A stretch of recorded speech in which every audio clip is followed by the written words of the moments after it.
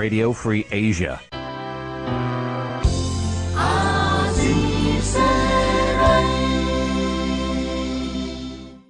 ព្រះសង្ឃជាង 20000 អង្គនិងប្រជាពលរដ្ឋជាច្រើនម្នាក់បានធ្វើពិធីស្មឹងស្មាតសមាធិនិងសូត្រធម៌បង្សកូលថ្វាយដល់ព្រះបរមរតនកោដ្ឋនៅមុខព្រះបរមរាជវាំងនៅល្ងាចថ្ងៃទី 26 ខែមករាឆ្នាំ 2013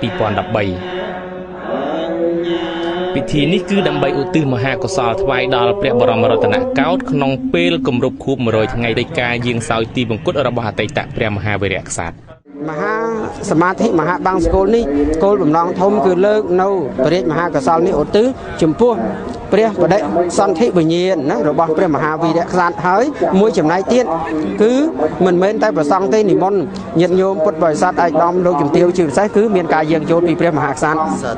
និងព្រះមហាក្សត្រីណាសម្ដេចព្រះមហាក្សត្រី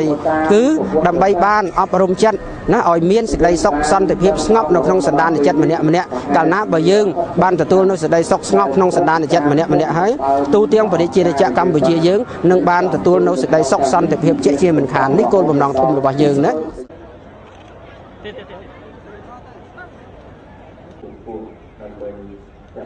នៅក្នុងព្រះរាជពិធីនោះព្រះករុណាព្រះបរមនាថនរោត្តមសីហមុនី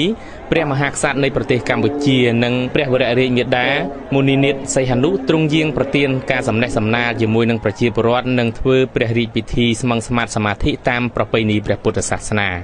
ព្រះសង្ឃនិងប្រជាពលរដ្ឋបានធ្វើពិធីមហាបង្សកូលនិងសមាធិថ្វាយដល់ព្រះបរមរតនកោដ្ឋ 4 លើកមកហើយនៅថ្ងៃទី 26 ខែមករាឆ្នាំ 2013 គឺជាលើកចុងក្រោយមុននឹងថ្វាយព្រះភ្លើងដល់ព្រះបរមរតនកោដ្ឋ ខ្ញុំមុំសុផុនវិទ្យុអាស៊ីសេរីក្រុងភ្នំពេញ